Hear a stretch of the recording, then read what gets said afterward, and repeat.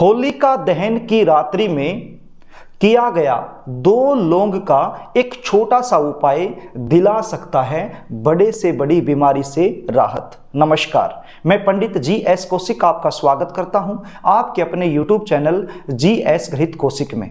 सबसे पहले आप सभी को मेरी तरफ से होली महापर्व की ढेर सारी शुभकामनाएं।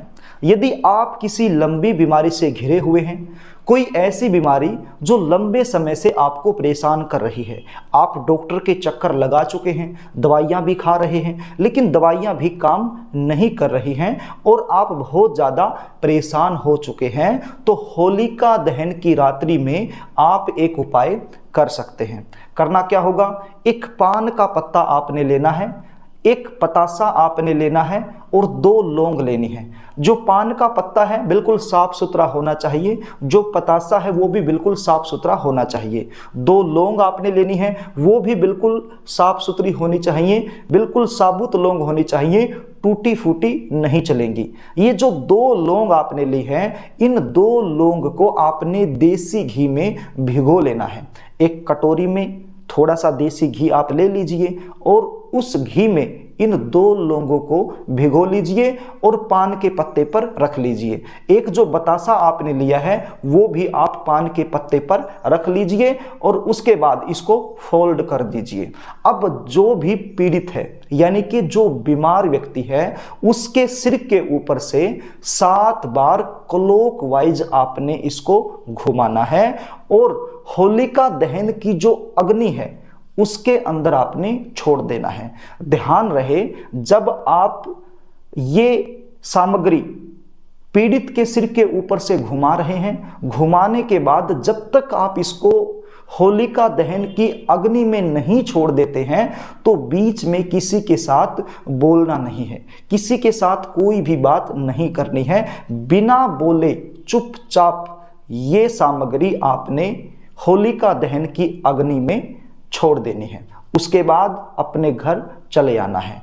जो पीड़ित है, जो बीमार है, ये उपाय वो खुद यदि करना चाहे तो खुद भी कर सकता है। अपने सिर के ऊपर से घुमा करके क्लॉकवाइज 7 बार और होलिका दहन की जो अग्नि है उसके अंदर छोड़ देना है और अपने घर को चले आना है। ये तो हुआ होलिका दहन की रात्रि का उपाय। अब होलिका दहन से जो अगला दिन आएगा, जिस दिन हम होली खेलते हैं, उस दिन क्या करना है।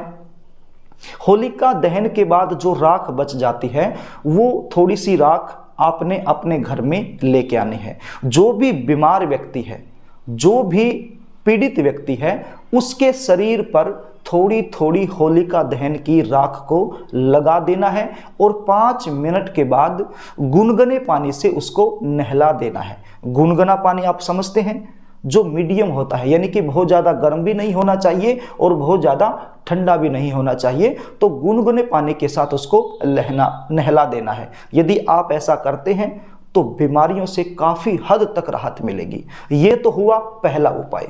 अब दूसरा उपाय सुन लीजिए।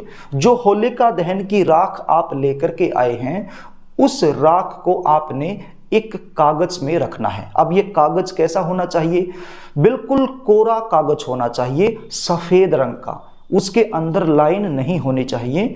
तो सफेद रंग का एक कागज आप ले आइए, उसके अंदर थोड़ी सी होलिका दहन की जो राख है वो रख लीजिए, उसकी पुड़िया बना लीजिए और जो पीड़ित है उसके सिरहाने रख दीजिए। ये उपाय आपने होलिका दहन से अगले दिन करना है, शाम के समय सोते हुए।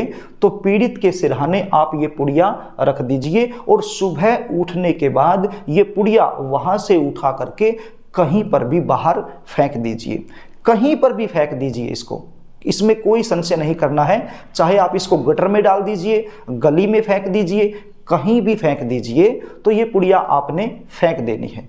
तो ये जो पुड़िया वाला उपाय मैंने बताया, ये उपाय आपने 11 दिन लगातार करना है और 11 के 11 दिन ये जो पुड़िया है आपने बाहर फेंक देनी है। यदि आप ये उपाय कर देते हैं तो यकीन मानिए, चाहे बीमारी कितनी बड़ी क्यों ना हो, कितने ही डॉक्टरों के चक्कर आपने क्यों न लगा लिए हों, आपको राहत नहीं मिल रही है, लेकिन ये उपाय करने से बीमारी से राहत मिलेगी। जो दवाइयाँ आप खा रहे हैं वो दवाइयाँ काम करना शुरू कर देंगी, और जब दवाइयाँ काम करना शुरू कर देंगी तो बीमारी से राहत अपने आप मिल जाएगी। तो ये उपाय आपने जरूर करना है यदि आप किसी लंबी बीमारी से परेशान हैं तो।